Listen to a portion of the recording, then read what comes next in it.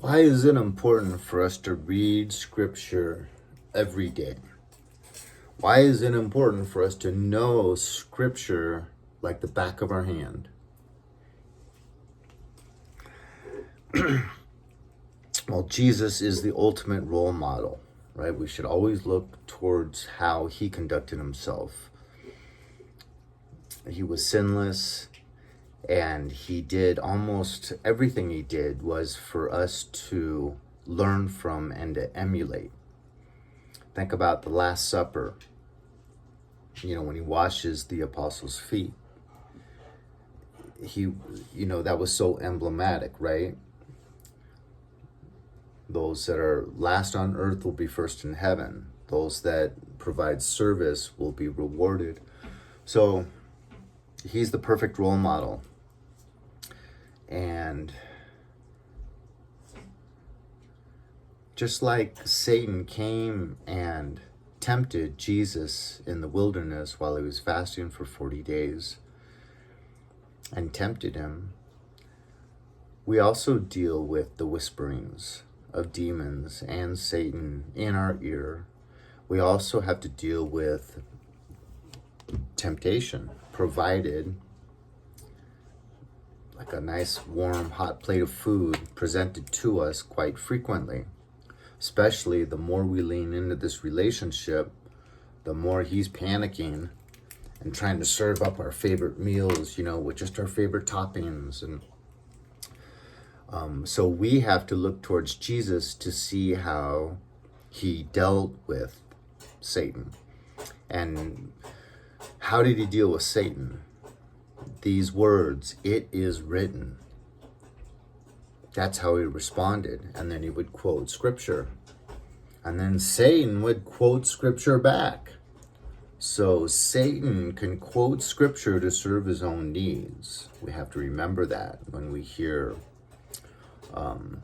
wolves in sheep's clothing telling us things to tickle our ears that sound good, but are not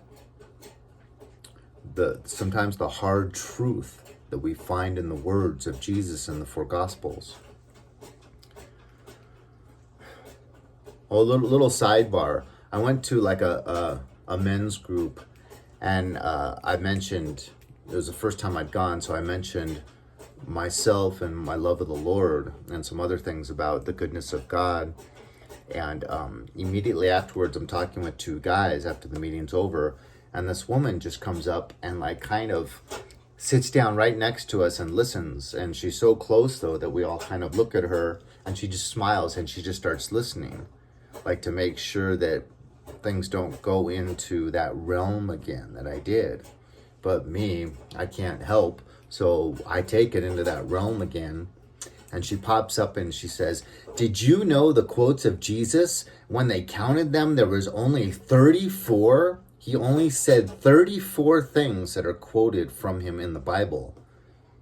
And I turned to her and I'm like, "I'm reading the book of John right now, and it's about 70-80% of the page is in red because it's all his words. And I just finished Matthew before that, and it's the same way. The Gospels are primarily the words of Jesus from first page to last."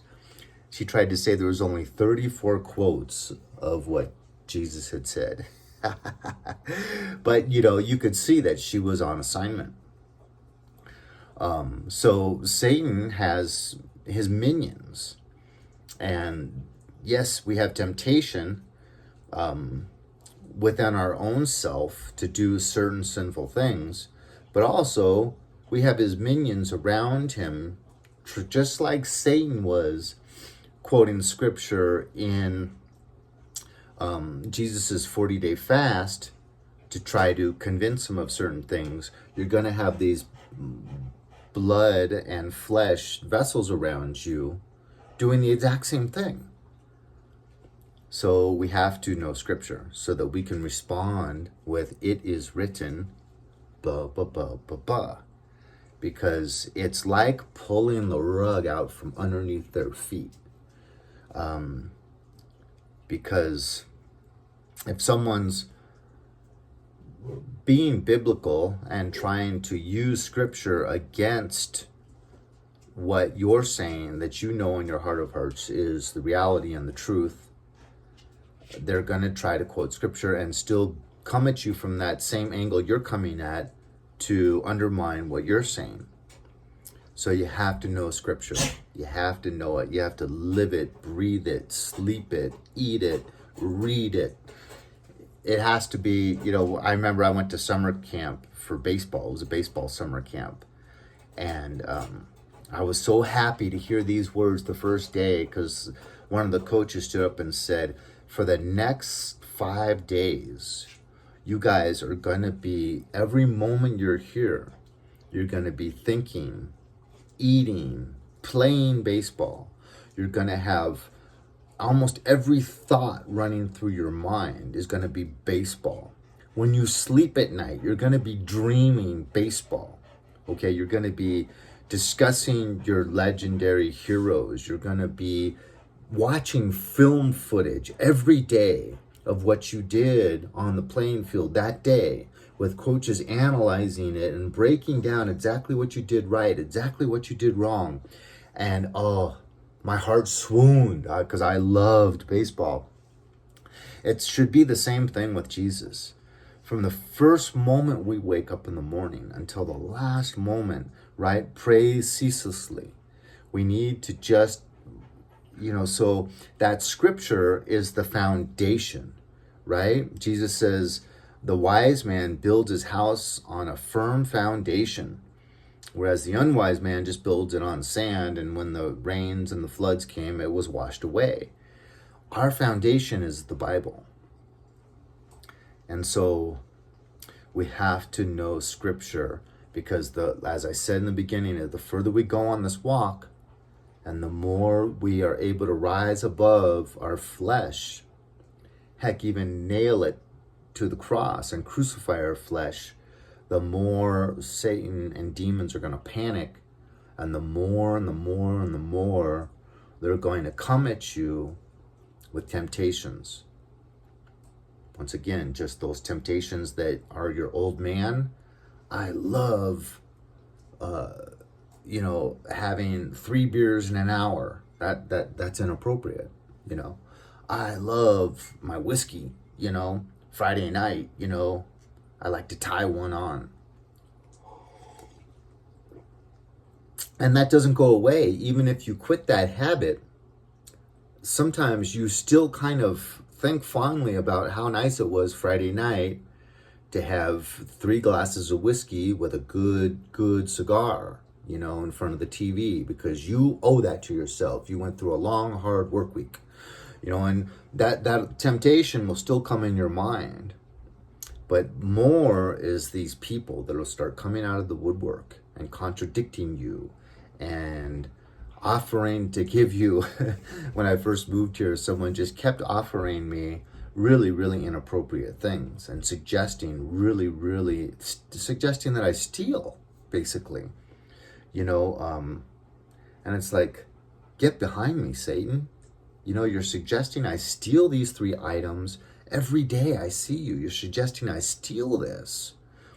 And then I've already told you, no, I don't want pictures of girls in lingerie, big pictures to hang up on my wall.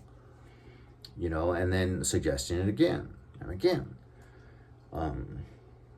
So, these people are going to be persistent, just like Satan was with Jesus in the desert.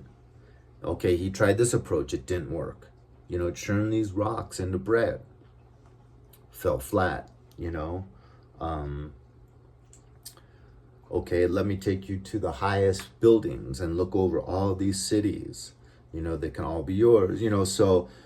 Scripture says that, the angels will not let you injure your foot, so if you jumped off this building, they would catch you. If memory serves correctly, he tried 3 different attempts. He didn't just give up when the first one didn't work. When Jesus said, it is written that man should not live by bread alone, but by every word that cometh out of the Lord's mouth. So we have to also do the same. Always look towards Jesus and how he dealt with situations, and always increase that knowledge of Scripture. It's the foundation of our belief system, and it's the foundation for being able to stand strong against the wiles and the snares of the devil and all of those fleshly temptations that he'll be presenting to you, and all of those empty vessels that Satan is using to come up against you and to try to change the way you're processing things, because you're processing them correctly. And he can't have that. He can't have truth. He's the great deceiver. He's also the great accuser. So he's going to come and try to accuse you of things. And we know that we are trying to crucify the flesh. We know we're trying to put down the old man. And he's going to try to resurrect that flesh that you crucified. He's going to try to resurrect that old man that you kicked out of the car and left on the roadside, several years ago. So God bless. I hope this message resonated with someone. Please consider leaving a comment. Those comments and those likes really, really help get these messages out to other people. And, I love the idea of putting positivity into this very, very fallen and negative environment that each and every one of us has to live in today. We are in end times. We have rumors of wars. We have earthquakes. We have the temperature rising. We have pestilence. We have Christians getting martyred in this current day in Africa and I think possibly China. So all the signs are there. We have to start reading Scripture daily. If you're not doing it now, please, even if you start with just 5 minutes, just one chapter, and then turn that into 2 pages, go to 15 minutes a day, because it eventually becomes food for your soul. And as you know, if you go to sleep without eating food all day long, your stomach's going to be kicking, and it's going to be telling you, I'm pissed. Get up and go get some food, or I'm not going to let you sleep. You should feel the same way about Scripture until it can actually become the happiest time of your day. If you can graduate up to 30 minutes every night, turn the boob tube off, stop scrolling on your phone, but Satan's going to be there. No, your favorite show's coming on. No. You deserve to just kick it. Put your feet up. Reading Scripture is hard. You've had a long, hard day. Your mind needs to just go on autopilot. Just watch a funny sitcom, and you deserve it. So Satan's going to be using rationales like that. But you have to tell yourself, I say the rosary every day, and sometimes before I start, it feels like drudgery. But towards the 5th mystery, it always feels just so calm and peaceful, and I feel so much love that it's like, why do I ever fight this? It's Satan, because the next day when I go back, there's always something in my head going, all those Hail Marys, just leave it alone. And sometimes I fall short. I normally say 2 rosaries every day, but yesterday I didn't say any. I was I was taken down a little bit. Family problems and apparently a covert narcissistic parent on their deathbed, but you never know what to believe. So, but anyways, it took me down a notch, because they want to shame you and say what a terrible kid you are, I'm 58 years old, and I'm still a terrible kid in their eyes. So I hope this resonates with someone. I love each and every one of you. Leave a comment, and I'll talk to you later.